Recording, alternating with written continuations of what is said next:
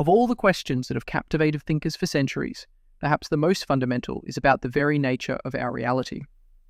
It's a line of inquiry that challenges us to question the fabric of the world we inhabit. This very exploration is at the heart of a remarkable book from 1884 by Edwin A. Abbott, titled Flatland. On the surface, it's a story about a world of geometric shapes, but beneath, it's a powerful call to keep our minds open and to never stop questioning the world around us. This is an exploration of a world with only two dimensions, a world that might seem alien at first, but one that holds a mirror to our own society and our own perceptions of reality. This is the world of Flatland, a universe confined to a single plane. The inhabitants of this world are geometric figures. Their social standing is dictated by their shape. Women, for instance, are mere straight lines, occupying the lowest rung of society alongside irregular figures and isosceles triangles. The working class and gentlemen are represented by equilateral triangles, squares, and pentagons. The nobility consists of hexagons and other polygons, and at the very pinnacle of this geometric society are the circles, who are, in reality, polygons with so many sides they appear perfectly round. Life in Flatland is, as you might imagine, rather flat. The inhabitants can only perceive the edges of their fellow figures, meaning everyone appears as a line. Over time, they have developed methods to distinguish between different shapes, a necessity for navigating their two-dimensional existence. But Flatland is more than just a quaint story about shapes. It's a sharp and witty satire of Victorian England, with its rigid class structure, limited social mobility, and deeply ingrained prejudices. The depiction of women as simple lines, for example, is a stark commentary on their position in society at the time. It's a reflection of the era in which the book was written, a time of great social and intellectual upheaval. However, the true heart of the story lies in its exploration of the nature of space and its plea for open-mindedness. The inhabitants of Flatland, including our narrator, a respectable square, cannot conceive of a third dimension.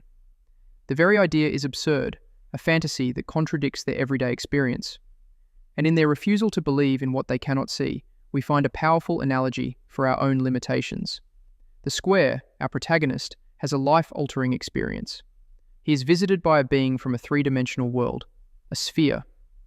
The sphere attempts to explain the concept of a third dimension, but the square is incapable of comprehending it. It is only when the sphere lifts him out of Flatland and into Spaceland that the square's reality is shattered. He sees his world for what it is, a flat plane. He sees the inside of his house, the insides of his fellow citizens, all at once. This journey into a higher dimension is a life-changing one, but it comes with a price.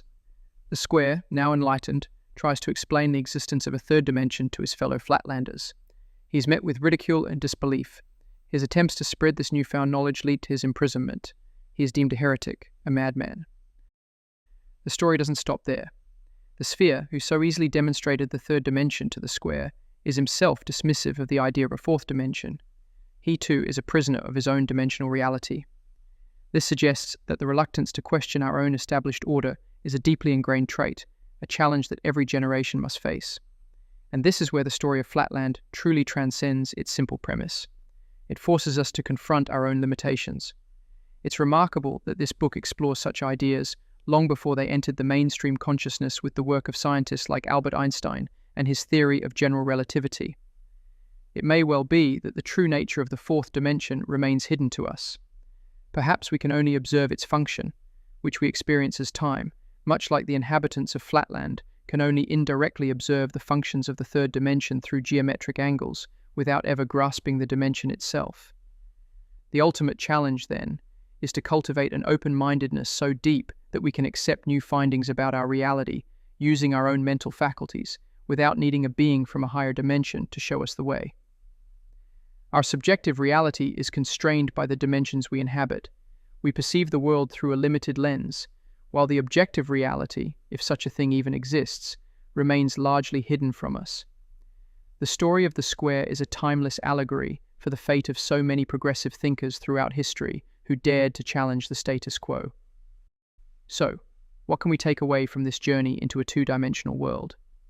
A clear and enduring message to never stop questioning, to remain open to new ideas, no matter how strange or counterintuitive they may seem, to cultivate a spirit of inquiry not for any practical purpose but for the sake of the pursuit itself. This idea is captured perfectly by the sphere, who, despite his own dimensional prejudices, understood a fundamental truth when he told the square. Self-satisfaction is abominable and ignorant, and to desire is better than to be blindly and impotently happy. To remain content in ignorance is a rejection of our potential. The true value lies in the wanting, the seeking, the striving for a greater understanding, even if that understanding shatters our comfortable but ultimately limited happiness.